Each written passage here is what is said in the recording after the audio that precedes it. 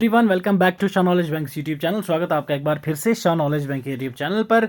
उम्मीद करता हूं आप सभी अच्छे से होंगे और आपकी एग्ज़ाम की प्रिपरेशन बड़े ही अच्छे से चल रही होगी।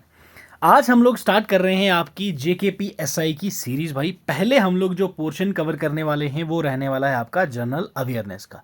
ठीक है, आपके सिलेबस के अकॉर्डिंग जनरल अवेयरनेस का जो पोर्शन है वो आपके 20 एमसीक्यूज़ का है। ठीक है भाई साहब, 20 एमसीक्यूज़ हैं और ये आपका कंसिस्ट करेगा 40 मार्क्स का। क्लियर मेरे भाई? 40 मार्क्स का ये आपका पोर्शन रहने वाला है जिसमें आपके 20 सवाल होंगे जनरल अवेयरनेस में, जिसमें आपकी हिस्ट्री होगी, आर्ट एंड कल्चर होगा, इन्वायरमेंट होगा, करंट अफेयर्स होंगी वगैरह वगैरह। जो भी जीए के इंपॉर्टेंट पोर्शंस होते हैं वो सभी हम लोग डिस्कस किया करेंगे डेली के बेसिस पे। पहले हम लोग जनरल अवेयरनेस को ख़त्म करेंगे, देन आपके बाकी पोर्शन, रीजनिंग आ गया, उसके बाद आपका कंप्यूटर वाला पोर्शन आ गया, बाकी जितने भी पोर्शंस हैं वो हम लोग अच्छे से प्रैक्टिस करेंगे। आज रहने वाला है हमारा ये सेट 1 जनरल अवेयरनेस का। उम्मीद करूंगा आपको ये पसंद आएगा और लास्ट पे कमेंट सेक्शन में आप लोगों ने मुझे फीडबैक ज़रूर देना है कि ऐसे ही मिक्स्ड क्वेश्चन लाऊं या फिर आपको सब्जेक्ट वाइज सीरीज चाहिए तो मैं सब्जेक्ट वाइज जनरल अवेयरनेस आपको करवा दूंगा। ठीक है, इसमें आपको एनवायरनमेंट के क्वेश्चन भी मिलेंगे, इकोलॉजी के क्वेश्चन भी मिलेंगे, जियोग्राफी के भी मिलेंगे, हिस्ट्री के मिलेंगे, करंट अफेयर्स के सभी मैंने कंबाइन करके क्वेश्चंस डाले हुए हैं। ठीक है भाई, आपका जो नया सिलेबस का पैटर्न आया हुआ है वो एसएससी पे बेस्ड है। ठीक है, जैसा एसएससी का आता है तो मैंने ये क्वेश्चंस भी एसएससी सीजीएल लेवल के डाले हुए हैं, क्योंकि आपको पता है जेके एसएसबी का लेवल काफ़ी हाई हो गया है दिन बाय दिन। तो यहाँ पे भी आपका जो क्वेश्चन का लेवल है वो थोड़ा सा हाई ही रहने वाला है, क्योंकि यहाँ पे मैं डायरेक्ट क्वेश्चंस वाली आपके साथ गेम नहीं खेलूंगा। जैसे क्वेश्चन आपके एग्जाम में आएंगे वैसे ही तैयारी करेंगे। तो आज से जुड़ जाओ यहाँ हमारे साथ। हर एक लेक्चर की पीपीटी भी आपको हमारे टेलीग्राम चैनल पर मिल जाया करेगी फ्री ऑफ कॉस्ट। बाकी डेली करंट अफेयर्स के लिए आप हमारा insta and X account check out कर सकते हो अगर आपको पसंद आए तो। ठीक है, कोई क्वेश्चन पेपर आपको सॉल्व करवाना हो या कोई क्यूरी हो तो डायरेक्टली आप इस ईमेल आईडी पे हमें भेज सकते हैं। ठीक है सर, तो चलो स्टार्ट करते हैं आज के सेशन का हमारा पहला क्वेश्चन। ठीक है भाई साहब, देखिए पहला क्वेश्चन क्या कह रहा है। Why is the offering of teaser loans by commercial banks a cause of economic concern? ये इकोनॉमिक कंसर्न का मुद्दा क्यों है जब भी कमर्शियल बैंक को टीजर लोन ऑफर किया जाता है? क्या मसला है ये? सबसे पहली चीज़ तो आई होप सो, मुझे उम्मीद है कि मैक्सिमम बच्चों को टीजर लोन पता ही नहीं होगा कि टीजर लोन है क्या चीज़। तो ऐसे ही आपको क्वेश्चंस मिला करेंगे डेली बेसिस पे।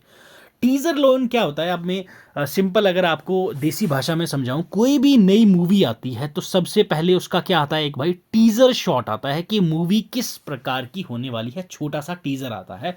तो ये भी एक क्या होता है आपका छोटू सा लोन होता है। क्या होता है भाई? एक छोटू सा लोन होता है, छोटा मोटा लोन होता है जो आपका क्या देखने को मिलता है, एडजस्टेबल होता है। ये क्या होता है मेरे भाई? एडजस्टेबल लोन होता है। ठीक है, जिसके इंटरेस्ट रेट्स जो हैं वो आपके अकॉर्डिंग एडजस्ट हो जाते हैं, याद रखना है। और ये जो टीजर लोन होता है इसका इंटरेस्ट हमेशा लो रहता है। इंटरेस्ट क्या रहता है सर? लो रहता है, याद रखना है आपने। अब ये जो टीजर लोन होता है ये आपको फ्लेक्सिबल देखने को मिलता है। क्या देखने को मिलता है सर? फ्लेक्सिबल। अब फ्लेक्सिबल क्या चीज़ है? फ्लेक्सिबिलिटी क्या चीज़ होती है भाई? जो स्ट्रेच भी हो जाता है और टाइट भी हो जाता है, उसको हम लोग क्या बोलते हैं? बड़ी ही फ्लेक्स चीज़ है ये। तो अब फ्लेक्स क्या चीज़ है? अब जैसे आप लोगों ने लोन ले लिया, अब जो स्टार्टिंग की आपकी ईएमआई होंगी, लोन ले लिया तो ईएमआई बनेगी। ईएमआई जो आपकी स्टार्टिंग की होंगी इनका इंटरेस्ट आपका क्या रहेगा? लो, बिल्कुल ही लो। आप खुश हो जाओगे भाई साहब ये तो बड़ी सही चीज़ है। अब जैसे ही आपकी लास्ट वाली ईएमआईज होंगी, ठीक है, लास्ट ईएमआईज पे आपका सडन इंक्रीज आपको देखने को मिल जाएगा आपकी इंटरेस्ट के ऊपर। तो ये जो है फ्लेक्सिबिलिटी काफ़ी ज़्यादा इसमें रहती है। स्टार्टिंग में आपका कम होगा, लास्ट में आपका क्या होता है? अचानक से बढ़ जाता है, सडन इंक्रीज देखने को मिलता है टाइम ऑफ मैच्योरिटी के टाइम में। ये है आपका टीजर लोन। ठीक है, अब ये जो चीज़ है, ठीक है भाई साहब, स्टार्टिंग में कोई पर्सन है, ठीक है, उसने क्या ले लिया? टीजर लोन ले लिया। स्टार्टिंग में इंटरेस्ट तो लो है, उसने पे करता रहा। लास्ट पे उसने देखा भाई साहब लोन ज़्यादा हो रहा है तो वो क्या कर देगा? डिफ़ॉल्ट कर देगा। तो इस केस में बैंक्स में डिफ़ॉल्ट होने के केसेस काफ़ी ज़्यादा रहते हैं, ये आपने याद रखना है। टीज़र लोन के चक्कर में डिफ़ॉल्ट भी सबसे ज़्यादा होता है। मूवी का टीज़र आते ही लोग समझ जाते हैं मूवी हिट होगी या फ्लॉप होगी। टीज़र लोन भी वैसा ही है, यहाँ पे फ्लेक्सिबिलिटी दिखी जाती है। इंटरेस्ट रेट लो होगा तो ठीक है, जैसे अचानक से जगदम से बढ़ा दिया तो वो डिफ़ॉल्ट मार जाएगा। क्लियर, समझ आया टीज़र लोन क्या है। चलो अब करते हैं ऑप्शंस की बात, क्या बोला जा रहा है। पहला देखो, teaser loans are considered to be an aspect of sub prime lending, ठीक है सर, एंड बैंक्स में be expose to risk of defaulters in future. अभी मैंने बोला भाई साहब डिफॉल्ट होने के यहां रिस्क रहता है, तो बिल्कुल सही बात है ये। In India, teaser loans are mostly given to inexperienced entrepreneurs to set up manufacturing और expert units। बिल्कुल ऐसा कुछ भी नहीं है मेरे भाई, ठीक है। इंटरप्रेन्योर्स के लिए ये नहीं होता है, कोई भी इनएक्सपीरियंस बंदा हो उसको ये नहीं मिलता है, तो दैट्स वाई ये आपका ऑप्शन गलत हो जाएगा। तो आपका करेक्ट आंसर होगा ऑप्शन 1। क्लियर है, पहला आंसर होगा आपका सही उत्तर। चलें देखिए अगला सवाल। The red data books published by the IUCN, that is International Union for Conservation of Nature and Natural Resources, contain list of, इनमें से किसकी लिस्ट होती है IUCN की, जो रेड डेटा बुक होती है उसकी?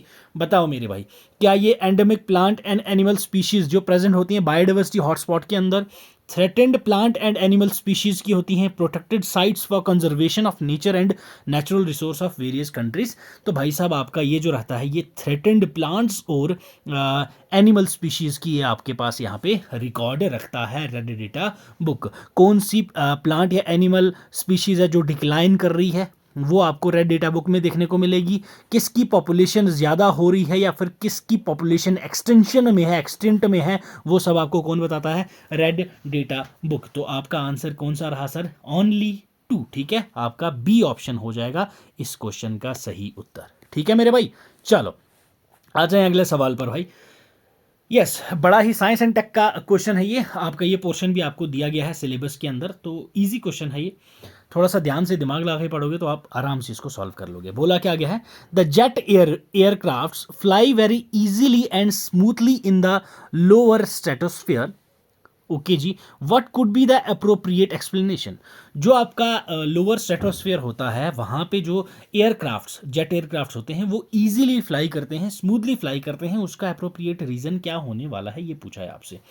चलें पहला देखते हैं। There are no clouds or water vapour in the lowest stratoscope, बिल्कुल स्ट्रेटोस्फेयर, बिल्कुल गलत बात है सर। नो क्लाउड्स, यहाँ पे डायरेक्टली बोल दिया नो क्लाउड्स, क्लाउड्स होते हैं। आई नो भाई साहब, यहाँ पे मैक्सिमम नहीं होते बट सम हाउ थोड़े बहुत आपको यहाँ पे क्लाउड्स देखने को मिलते हैं, तो यहाँ तो बिल्कुल ही नो क्लाउड्स बोल दिया, तो ये गलत हो जाएगा आपका। There are no vertical winds in the lower stratosphere. Yes, बताओ भाई, यहाँ पे कोई भी वर्टिकल विंड जो होती है वो नहीं होती, उसकी वजह से यहाँ एयरक्राफ्ट जो है वो बड़े ही आराम से स्मूथली इजीली जो है फ्लाई करते हैं। बिल्कुल सही बात है, ये सही उत्तर दिया है इन्होंने। जो आपका लोअर स्ट्रेटोस्फीयर होता है, यहाँ की जो एयर डेंसिटी होती है वो लो आपको देखने को मिलती है, ठीक है, एयर डेंसिटी, जिसकी वजह से क्या होता है, जो टर्ब्यूलेंस है वो क्या होता है, लेस होता है। लेस टर्ब्यूलेंस होगा तो आपका जो है जेट एयर क्राफ्ट है वो इजीली स्मूथली यहाँ पे फ्लाई करेगा। ठीक है भाई, ओनली सेकंड हो जाएगा आपका करेक्ट आंसर। ठीक है मेरे भाई, चलो आ जाओ अगले सवाल पर sir. Regular intake of fresh fruits and vegetables is recommended in the diet since they are good source of antioxidants. How do antioxidants help a person maintain health and promote longevity?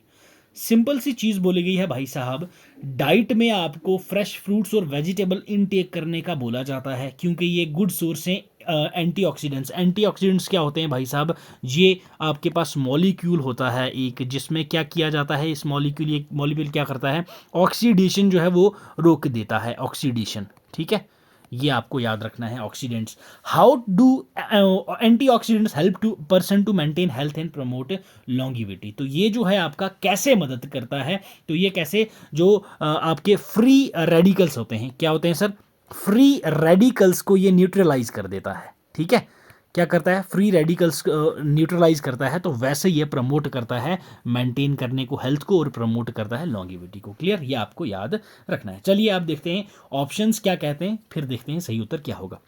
they activate the enzymes necessary for vitamin synthesis in the body and help prevent vitamin deficiency। बिल्कुल ऐसा कुछ नहीं है भाई, हमने अभी ऊपर बात की इसकी।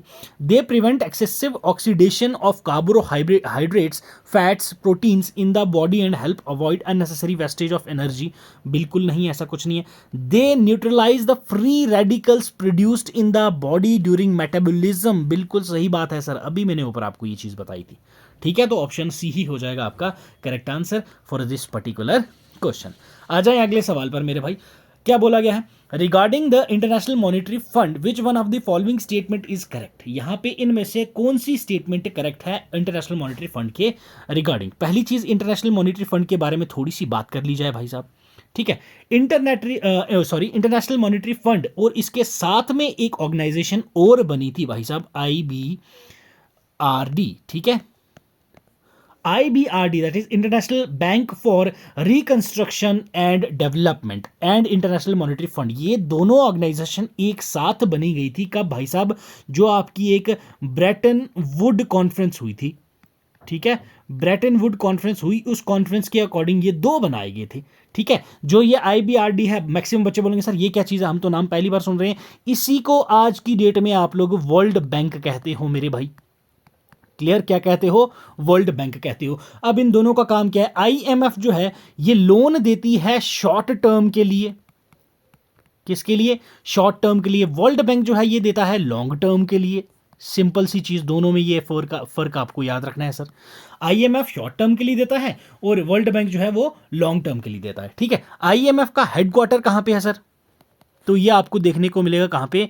वॉशिंगटन के अंदर। ठीक है, वॉशिंगटन में आपको IMF का हेडक्वार्टर भी देखने को मिलता है। ठीक है भाई, मेन इंपॉर्टेंट चीज जो आपको याद रखनी है वर्ल्ड बैंक और IMF की, ये जो है लोन देते किसको हैं? याद रखना है भाई, लोन देते हैं ये सिर्फ मेंबर कंट्रीज को, हर एक देश को नहीं देते हैं। जो इनकी मेंबर कंट्रीज हैं सिर्फ लोन उनको प्रोवाइड किया जाता है इनके द्वारा। याद रखना है, world bank that is previously known as IBRD, इन दोनों को IMF और IBRD को ब्रेटन वुड ट्विंस भी कहा जाता है। ये टर्म भी आपको याद रखना है। ठीक है, ये तो थे इनके बारे में। अब आते हैं क्वेश्चंस के ऊपर कि IMF के रिलेटेड कौन सी स्टेटमेंट करेक्ट है। It can grant loans to any country, नहीं, अभी हम लोगों ने यहां पे बात की मेंबर कंट्रीज को देता है। It can grant loans to only developed countries, बिल्कुल नहीं भाई। It grant loan to only member countries, बिल्कुल सही बात है। ठीक है, ऑप्शन सी ही हो जाएगा हमारा सही उत्तर। आगे हमें पढ़ने की जरूरत ही नहीं है मेरे भाई। चलें जी, what is the difference between vote on account and interim budget? ठीक है, इंटरिम बजट और वोट ऑन अकाउंट के बीच में डिफरेंस क्या है ये पूछा गया है। चलो आ जाओ, पहला पढ़ते हैं क्या बोला है। The provision of a vote on account is issued by a regular government, okay जी, while an interim budget is provision used by caretaker government। बिल्कुल ऐसा कुछ भी नहीं है भाई, इंटरिम बजट जो है वो कोई भी सरकार कर सकती है, जरूरी नहीं है कि केयर टेकर ही सरकार हो, तो ये हो जाएगा गलत। Vote on account only deals with expenditure in government budget, while an interim budget includes both expenditure and receipts, which of the statement is above is correct। यहाँ पे कौन सी स्टेटमेंट आपको सही है ये बताया गया है। अब यहाँ बोला गया है वोट ऑन अकाउंट जो है वो सिर्फ एक्सपेंडिचर से डील करता है गवर्नमेंट के बजट में, इंटरिम बजट जो है वो एक्सपेंडिचर और रिसिप्ट्स दोनों में ही डील करता है। तो बिल्कुल ये आपका सही स्टेटमेंट बोला गया है, तो आंसर इसका सही होगा। चलो थोड़ी सी बात कर लेते हैं आपकी वोट ऑन अकाउंट। ठीक है, मैं शॉर्ट में लिख रहा हूँ VOA। ठीक है, वोट ऑन अकाउंट जो है ये आपका डील करता है मेरे भाई एक्सपेंडिचर के साथ। ठीक है, जो आपका सेकंड स्टेटमेंट में बोला गया था, वोट ऑन अकाउंट जो है ये आपका वैलिड होता है सिर्फ और सिर्फ ओनली फॉर 2 मंथ्स। ठीक है, कितने टाइम के लिए रहता है ये? 2 मंथ्स के लिए रहता है, और इसमें जो है पार्लियामेंट की परमिशन की जरूरत नहीं होती है। ठीक है, पार्लियामेंट की परमिशन की जरूरत इसमें नहीं होती है वोट ऑन अकाउंट के अंदर। अब यहीं हम लोग अगर बजट की बात करें, ठीक है, बजट मैक्सिमम सभी को तो पता ही है इसके बारे में, तो ये जो है आपका एक्सपेंडिचर एंड रिसिट्स दोनों के बारे में ही डील करता है। ठीक है भाई साहब, for both of them deals with expenditure and receipt. ठीक है, रेवेन्यू जिसको बोलते हो आप लोग, और ये आपका 12 महीने के लिए होता है। ठीक है, ये पूरे साल के लिए होता है बजट आपका, और इसमें आपके पार्लियामेंट की परमिशन की ज़रूरत होती है मेरे भाई। ठीक है, ये पॉइंट भी आपको याद रखना है। ठीक है, ऑप्शन सेकंड हो जाएगा आपका सही उत्तर। चलें जी, आ जाएं अगले सवाल पर। अगला सवाल क्या कह रहा है? Consider the following statements in India a metropolitan planning committee. Yes, a metropolitan planning committee. अब ये पॉलिटन प्लानिंग कमेटी है क्या चीज़ भाई साहब? जो मेट्रो सिटीज़ होती हैं आपकी, जो बड़े बड़े शहर होती हैं, उनके लिए ड्राफ्ट्स बनाती है। ठीक है भाई, ये जो कमेटी है ये किसकी होती है? सेंटर की कमेटी होती है मेरे भाई। ठीक है, ये सेंटर की कमेटी होती है जो मेट्रोपॉलिटन एरियाज के लिए क्या बनाती है? उनकी डेवलपमेंट के लिए एक ड्राफ्ट क्रिएट करती है। बट याद रखना, ये सिर्फ अकेली नहीं है जो डेवलपमेंट में साथ देगी, इनके साथ स्टेट भी मिलके काम करती है, तब जाके वो सिटी की डेवलपमेंट होती है। क्लियर? ये आपको याद रखना है। चलो अब आते हैं स्टेटमेंट्स में। It is constituted under the provision of the constitution of India. बिल्कुल सही बात है भाई साहब। Prepares the draft development plans for metropolitan area. अभी मैंने आपको बताया, बिल्कुल सही बात है sir. Has the sole responsibility for implementing government sponsored scheme in the metropolitan area. Sole नहीं बोलना चाहिए था इनको भाई साहब, यहां गलत हो गया। अभी मैंने बोला था स्टेट भी इनके साथ इंटरफेयर करती है, तो ये थर्ड हो जाएगा गलत। सही उत्तर है आपका पहला एंड दूसरा। ठीक है, उम्मीद करता हूं आपको पसंद आ रहा होगा सेशन। अगर सेशन पसंद आ रहा है तो भाई लाइक बटन दबा दिया करो यार। ठीक है, चलो आ जाओ अगले सवाल पर। Which of the following is not a site for in situ method of conservation of flora? ठीक है, फ्लोरा की कंजर्वेशन के अंदर इनमें से कौन सा नहीं होता? नॉट पूछा गया है इन सीटू मेथड के अंदर। अब ये इन सीटू और एक्स सीटू मेथड होते क्या है? पहली चीज हमें इन्वायरमेंट में ये चीज पता होनी चाहिए। इन सीटू मेथड वो होता है कोई भी स्पीशीज हो। क्या है सर? ये एक स्पीशीज है, ये यहाँ एक्स वाई जेड जगह पे रह रही है, इसको यहाँ से तुम शिफ्ट कर रही हो ए बी सी जगह पे, और ये जो एक्स वाई जेड जगह का एटमोसफियर है और ए बी सी का एटमोसफियर है, ये क्या है? बिल्कुल सही है, सिमिलर है। तो इसको आप लोग क्या बोलते हो? बिल्कुल इन सीटू मेथड। बिल्कुल भाई साहब, जैसा नेचर था वैसे ही नेचर में तुम लोगों ने चीजें रख दी, तो कोई दिक्कत नहीं है। उसको हम लोग क्या बोलते हैं? In situ method. तो अब ये एक्स सीटू मेथड क्या होता है भाई साहब? एक्स सीटू मेथड एक होता है। एक्स सीटू में इसका अपोजिट कर दो। कोई स्पीशीज है जिसको आप एक्स वाई जेड से उठा के कहाँ लेके जा रहे हो?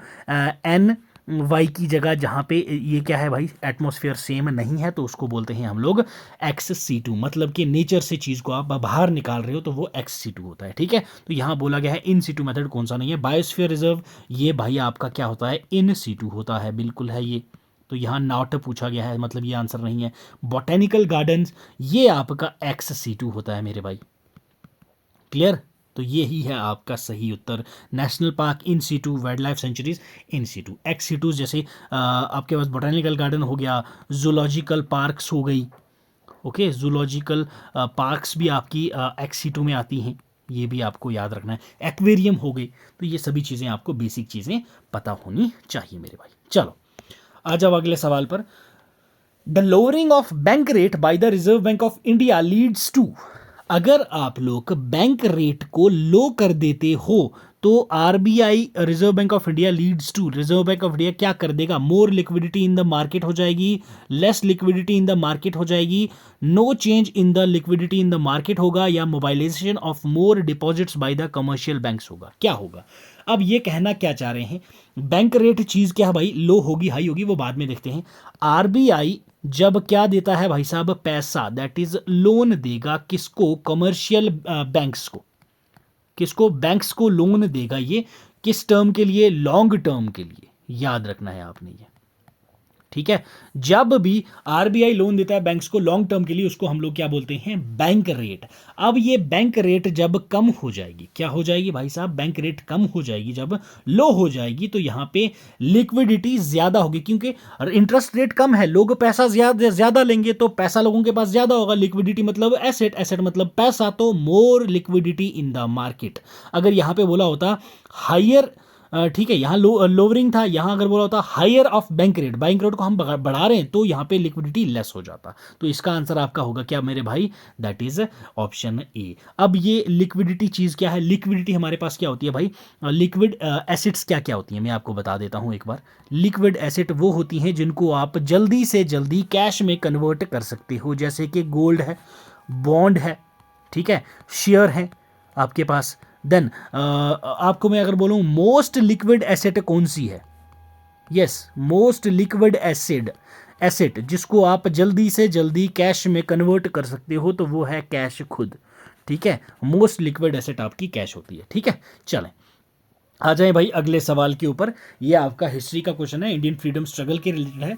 With reference to the period of Indian freedom struggle which of the following was or were recommended by the Nehru report. इनमें से कौन सी चीजें हैं जो नेहरू रिपोर्ट के द्वारा रिकमेंड की गई थी, ये आपसे यहां पूछा गया है इंडियन फ्रीडम स्ट्रगल के टाइम पर। ठीक है, नेहरू रिपोर्ट आई कब भाई, पहले आपको पता होना चाहिए 1928 के अंदर। किसने लाई? ये आपकी मोतीलाल नेहरू जी ने लाई थी। ठीक है, मोतीलाल नेहरू। ओके, ये पॉइंट भी आपको पता होना चाहिए मेरे भाई।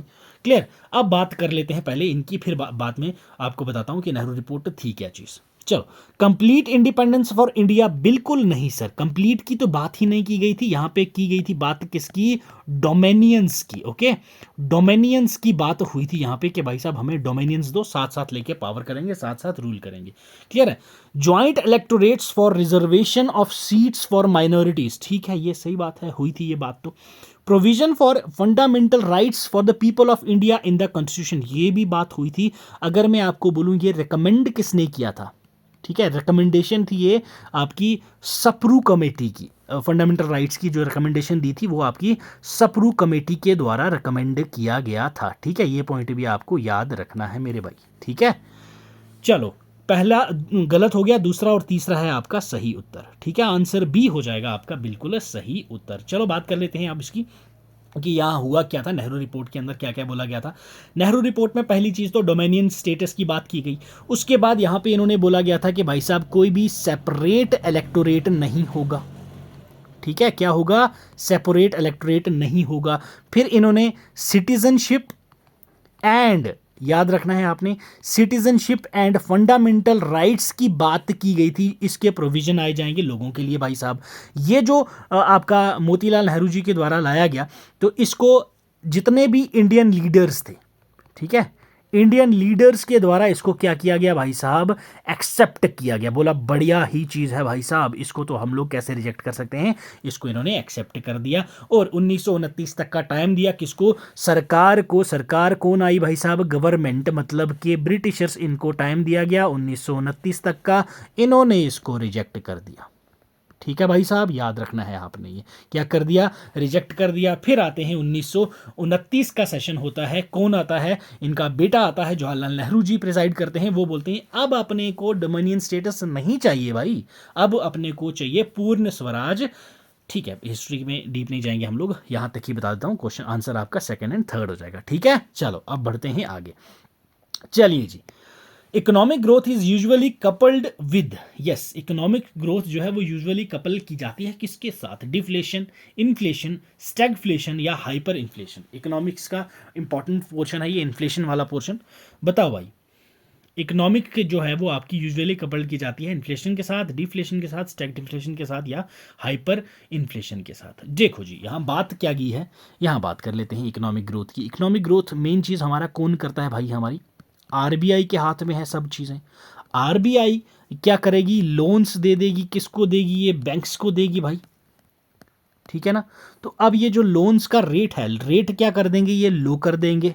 अब ये जो बैंक्स हैं, अगर इन्हें इंटरेस्ट रेट लो कर दिया तो लोग क्या करेंगे भाई साहब? जितने भी आम लोग हैं वो क्या लेंगे? लोन्स लेंगे, क्योंकि इंटरेस्ट रेट क्या है? इंटरेस्ट रेट कम है, लोअर है। तो ये लोग लोन लेके वो पैसा क्या करेंगे? इन्वेस्टमेंट करेंगे, काम करेंगे, कुछ ना कुछ इन्वेस्टमेंट करके बिजनेस करेंगे। ठीक है, अब उस इन्वेस्टमेंट से क्या होगा? आगे लोगों को एम्प्लॉयमेंट मिलेगा। ठीक है जी, एम्प्लॉयमेंट मिला तो लोगों के पास क्या आया? पैसा ही पैसा। ठीक है, अब जब पैसा लोगों के पास आया, ठीक है, तो लोग क्या करेंगे? डिमांड करेंगे भाई, लोगों को चीज चाहिए। अब क्या है, जितने हमारी जनरेशन है सभी के पास खुला पैसा आ गया, तो सभी क्या करेंगे? डिमांड देंगे। अब वो जो डिमांड इंक्रीज होगी, अब क्यों सभी को आईफोन चाहिए, अब आईफोन है नहीं, तो ये जो सप्लाई है हम लोग फुलफिल कर नहीं पाएंगे, तो उसकी वजह से क्या होगा भाई? इन्फ्लेशन होगा। ठीक है, तो दैट्स वाई इकोनॉमिक ग्रोथ जो है वो यूजुअली कपल की जाती है इन्फ्लेशन के साथ। अब जो हमारा आरबीआई है, आरबीआई ने एक inflation rate, good inflation rate हमारे एक टारगेट रखा हुआ है 4+, 4 ±2 दैट इज 2% से लेके 6% तक हमारी इन्फ्लेशन हो सकती है, उससे ऊपर या नीचे वो अच्छी नहीं है। याद रखना है आपने, जब भी आरबीआई इंटरेस्ट रेट कम करेगी उसको हम लोग लूज मनी पॉलिसी बोलते हैं। ये जो मैंने आपको बोला था यहाँ पे, इसको आप लोग क्या बोलते हो, लूज मनी पॉलिसी, ठीक है। या फिर इसी को आप एक्सपेंशनरी पॉलिसी भी बोलते हो, एक्सपेंशनरी पॉलिसी, इसी चीज को आप चीप मनी पॉलिसी भी बोलते हैं, ठीक है भाई साहब। इकोनॉमिक्स का ये बड़ा ही इंपॉर्टेंट और बड़ा ही इंटरेस्टिंग टॉपिक है। जिसको इकोनॉमिक्स नहीं आती है वो मैं प्लेलिस्ट का नीचे लिंक दे दूंगा। मैंने बड़े ही प्यार से पूरी की पूरी इकोनॉमिक्स समझाई है ईजी लेमन लैंग्वेज में, जैसे इस क्वेश्चन को आपको समझाया है, ठीक है भाई। चलो बढ़े आगे, चलते हैं सर। आ जाओ sir. What is the government of India? Why is the government of India disinvesting its equity in central public sector enterprises? Yes, हमारी जो गवर्नमेंट ऑफ इंडिया है वो इन्वेस्टमेंट क्यों कर रही है, इक्विटी जो है हमारी सेंट्रल पब्लिक सेक्टर एंटरप्राइजेस की है उसमें क्यों कर रही है। चलो पहले क्वेश्चन पढ़ लेते हैं। The government intends to use revenue earned from the disinvestment mainly to pay back the external debts. बिल्कुल ऐसा कुछ भी नहीं है भाई। The government no longer intends to retain management control of the CPSCs, ऐसा भी कुछ नहीं है। तो ये तो आंसर आपका हो गया भाई डी, ठीक है भाई साहब। हमारी जो इंडिया है, गवर्नमेंट ऑफ इंडिया है, वो डिसइन्वेस्टमेंट क्यों कर रही है, ताकि जो सोशल सेक्टर स्कीम है उनको बढ़ोतरी दे सके, ठीक है। याद रखना है आपने, ये सोशल सेक्टर स्कीम्स को बढ़ोतरी दे सके, दैट्स वाई वो डिसइन्वेस्ट करती है। क्लियर। चलें जी, आ जाएं अगले सवाल पर। Which of the following can be aid in furthering the government's objective of inclusive growth. Government का जो इंक्लूसिव ग्रोथ का एक ऑब्जेक्टिव है वो इनमें से क्या क्या ऐड करता है, इनमें से कौन कौन सा है जो सही मायने में आपको लगता है कि हाँ यहाँ पे हमारी इंक्लूसिव ग्रोथ हो रही है। पहली चीज़ इंक्लूसिव ग्रोथ होती क्या है, ये कुछ की हैं, जैसे कि एम्प्लॉयमेंट जनरेट करना, ठीक है, एम्प्लॉयमेंट को डेवलपमेंट देना, एम्प्लॉयमेंट करना लोगों की, ठीक है, एम्प्लॉयमेंट जनरेशन हो गया आपके पास। नेक्स्ट एग्रीकल्चर डेवलपमेंट हो गई, ठीक है सर, एग्रीकल्चर डेवलपमेंट आ गया, इन्वायरमेंट प्रोटेक्शन आ गई आपके पास। ये सभी चीज़ें क्या है हमारे पास भाई साहब, एक्सक्लूसिव ग्रोथ है हमारी। उसके बाद इंडस्ट्रियल डेवलपमेंट आ गई अपने पास, ठीक है। ये सभी चीज़ें आपको याद रखनी है। तो ये सब चीज़ें क्या है आपके पास, इंक्लूसिव ग्रोथ है। आ जाओ पढ़ते हैं आप क्वेश्चन के options. Promoting self help groups, बिल्कुल सही बात है भाई साहब। इंक्लूसिव ग्रोथ तभी होगी जब हम लोग सेल्फ हेल्प ग्रुप्स को प्रमोट करेंगे। Promoting micro small and medium enterprises, बिल्कुल सही बात है। हमारे देश में 45% लोग जो हैं वो प्रमोट करते हैं या फिर डिपेंडेंट हैं माइक्रो स्मॉल और मीडियम एंटरप्राइजेस के ऊपर, ठीक है। Implementing the right to education act, बिल्कुल सर ये भी सही बात है, ठीक है। इंक्लूसिव ग्रोथ तभी होगी जब हम लोग राइट टू एजुकेशन एक्ट को इंप्लीमेंट करेंगे। तो आंसर डी हो जाएगा आपका बिल्कुल सही उत्तर 1, 2 एंड 3, ठीक है मेरे भाई। चलें जी, आ जाएं अगले सवाल पर। With reference to Indian freedom struggle Usha Mehta is well known for. Usha Mehta ji कौन थे? यस, ये हमारे एक फ्रीडम फाइटर थी, ठीक है। याद रखना है आपने, ये कौन थी, ये फ्रीडम फाइटर थी यार, ठीक है। और ये जो थी आपकी 25 मार्च, ठीक है भाई, 25 मार्च 1920 से लेके आपकी 11 अगस्त 2000 तक रही थी ये, ठीक है। हमारी ये जो उषा मेहता जी का मेन यहाँ पे क्या यहाँ पे रेफरेंस जो है इस ऑप्शन में कौन सा है, उषा मेहता जी ने ऐसा क्या काम किया था फ्रीडम स्ट्रगल के टाइम पे। तो उषा मेहता जी ने जो सीक्रेट कांग्रेस रेडियो जो था वो यहाँ पे चलाया था ज्यूरिंग क्विट इंडिया मूवमेंट, जो हर एक लोगों तक ये संदेश पहुंचाती थी रेडियो के थ्रू। तो ये थे आपके उषा मेहता जी, ठीक है मेरे भाई। चलो आ जाओ अब अगले सवाल पर। World ozone day is celebrated on. World ozone day जो है वो कब सेलिब्रेट किया जाता है, ये आपसे पूछा गया है। 25 दिसंबर को, 31 अप्रैल को, 16 सितंबर को या फिर 30 जनवरी को। यस बताओ मेरे भाई। वर्ल्ड ओजोन डे हम लोग सेलिब्रेट करते हैं हर साल 16 सितंबर, याद रखना है आपने, ठीक है भाई साहब। अब जो आपकी ओजोन लेयर है उसको प्रिजर्व करने के लिए हम लोग ये डे मनाते हैं। किसके लिए भाई साहब? जो ये ओजोन लेयर है उसको हम लोगों ने क्या करना है, प्रिजर्व करना है ओजोन लेयर को, याद रखना है ये आपने सर मेरे, ठीक है भाई।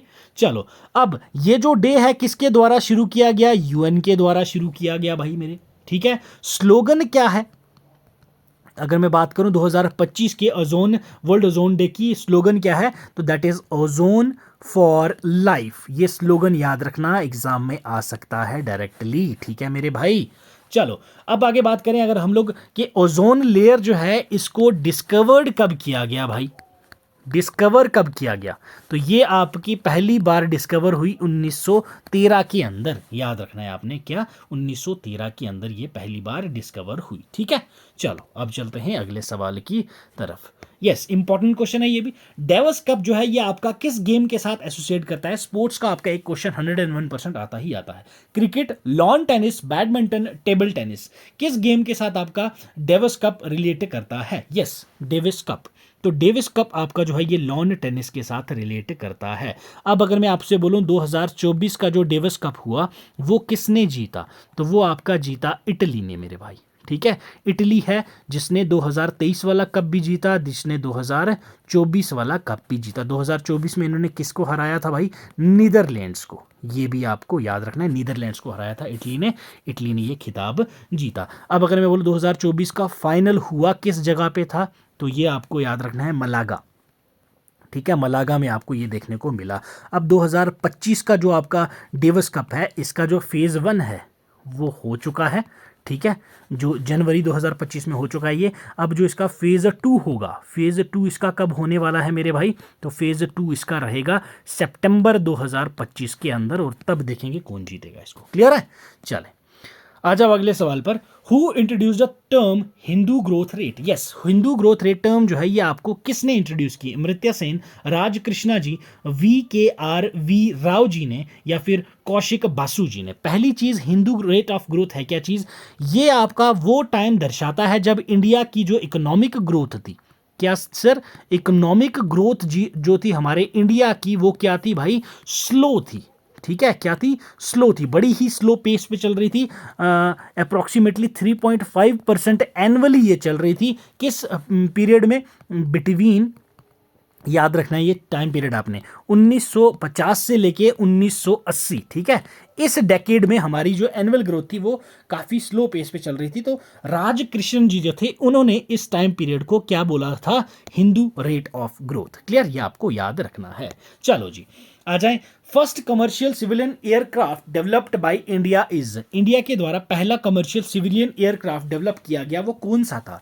पवन हंस था, तेजस था, गजराज था, या सारस था? तो that is option 4, that is नाल सारस। ठीक है भाई साहब, सारस जिसको आप लोग क्रेन भी बोलते हैं, ऑल्सो नोन एज क्रेन। याद रखना है आपने ये। इसको डिजाइन किसने किया था भाई? दैट इज नाल। नाल क्या है? National aerospace laboratories. क्लियर, ये पॉइंट भी आपको याद रखना है मेरे भाई। चले आ जाओ अगले सवाल पर। Which of the following has boundary with both Aral sea and Caspian sea? Important question है, मैपिंग का क्वेश्चन है आपकी जियोग्राफी का। यस, ये क्वेश्चन ऐसे आपको 101% देखने को मिलते हैं एग्जाम में। तो एरल सी और कैस्पियन सी जो है ये किस देश, कौन सा देश है जिसमें दोनों की बाउंड्रीज टच होती हैं? उज्बेकिस्तान, कजाकिस्तान, तुर्कमेनिस्तान या ईरान? तो ये है कजाकिस्तान। कजाकिस्तान जो है वो एरल सी को भी टच करता है एंड कैस्पियन सी को भी टच करता है। ठीक है भाई, अगला सवाल। Which country experience the eruption of mount Dukono? Mount Dukono जो है ये अभी अभी हाल ही में एक eruption हुई थी, तो ये किस कंट्री में आपका हुआ है? इंडोनेशिया, फिलीपींस, जापान या फिर थाईलैंड? तो भाई ये आपका माउंट डुकोनो एरप्शन जो है ये इंडोनेशिया में आपको देखने को मिली। ठीक है, ऑप्शन ए हो जाएगा आपका करेक्ट आंसर मेरे भाई। तो ये थे आपके best of the best 20 MCQs। ठीक है, आपको एग्जाम में भी 20 MCQs देखने को मिलेंगी इसी ही लेवल के आपके जनरल अवेयरनेस के। ठीक है, जनरल अवेयरनेस जो है ये आपका 40 मार्क्स का है।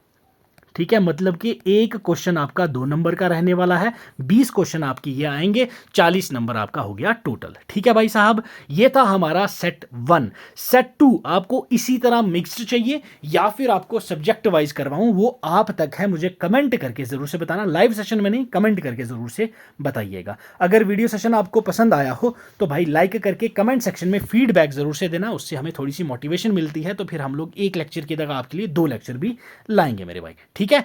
और वीडियो अच्छी लगी है तो लाइक कर देना, अपने दोस्तों के साथ शेयर भी कर देना। तो ऐसे ही आपको पहले हर एक पोर्शन आपका कवर करवाया जाएगा, बाद में मैं आपको mock test, free mock test भी करवाऊंगा सभी के सभी पोर्शंस के। क्लियर है मेरे भाई?